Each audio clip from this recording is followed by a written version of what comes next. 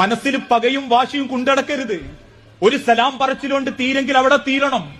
ഇത് കേട്ടപ്പോ ഒരു സഹാബി ചോദിച്ചു, നബിയെ ഞാൻ കുറെ സലാം പറയും, ഓല് മടക്കണില്ല. ഞാൻ കുറെ കയറി ചെല്ലും, എനിക്കോലും മിണ്ടണില്ല.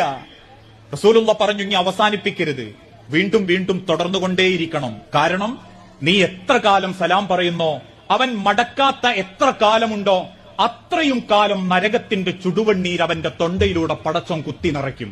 ഒരാള് നന്നാവണമെന്ന് വിചാരിച്ച് മാന്യായിട്ട് നന്നാവാൻ വരുമ്പോ അതിന് മുഖം തിരിച്ചു നിൽക്കുന്ന ആൾക്കാർക്ക് അള്ള കൊടുക്കുന്ന ശിക്ഷയാ നരകത്തിന്റെ ചുടുവെണ്ണീർ അവന്റെ തൊണ്ടയിൽ അള്ള നിറയ്ക്കും. എന്നിട്ട് റസൂലുള്ള കാണിച്ചു കൊടുക്കുക, ആ തൊണ്ടയിലൂടെ പോകുന്ന ആ ഉമിനീര് അടക്കമുള്ള അതിന്റെ വേരുകൾ പോകുന്ന ഭാഗം മൊത്തം അതുരുക്കിക്കളയും. ഇതാണ് കുടുംബത്തിൽ പിണങ്ങി നന്നാക്കാൻ മനസ്സ് കാണിക്കാതെ നടക്കുന്നവർക്ക് അള്ള നിശ്ചയിച്ച ഖബറിലെ ശിക്ഷ. അതുകൊണ്ടാ പ്രിയപ്പെട്ടവരെ, കുടുംബം നന്നാക്കണം എപ്പോഴും.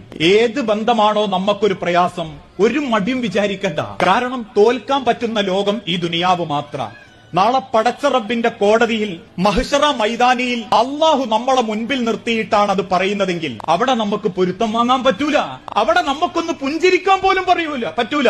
അതേ റബ്ബ് പറഞ്ഞിട്ടുള്ളൂ, യൗമ യഫിറുൽ മർഉ മിൻ അഖീഹി വഉമ്മിഹി വഅബീഹി വസ്വാഹിബതിഹി വബനീഹി.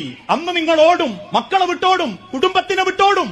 ആ ഓടുന്ന ലോകത്ത് നിങ്ങൾക്ക് പൊരുത്തം വാങ്ങാനോ കൈപിടിക്കാനോ സലാം പറയാനോ പുഞ്ചിരിക്കാനോ ആ ലോകത്ത് പടച്ച റബ്ബിന്റെ കാരുണ്യം ലഭിക്കില്ലെങ്കിൽ ഈ ദുനിയാവ് കിട്ടുന്ന സമയത്ത് നന്നായേക്കണം. അതല്ല, എനിക്ക് എന്തിന്റെ കുറവാ, ഞാൻ ഓന്റെ ചെലവിലല്ലല്ലോ, എന്റെ 2 പെൺകുട്ടികളെ ഞാൻ കെട്ടിച്ചില്ലേ, പിന്നെ എന്റെ ആൺകുട്ടികളൊക്കെ നല്ല നിലയിലല്ലേ, ഇനി എന്നോട് എന്തുണ്ടോ എന്റെ അടുത്ത് വരട്ടെ, എന്റെ പുരയിൽ വരട്ടെ എന്ന അഹങ്കാരമാണെങ്കിൽ മയ്യത്ത് സ്കരിക്കാൻ പള്ളിയിൽ ആളുണ്ടാവും, ഒരൊറ്റ മലക്ക് പോലും കബറിൽ തിരിഞ്ഞു നോക്കൂല.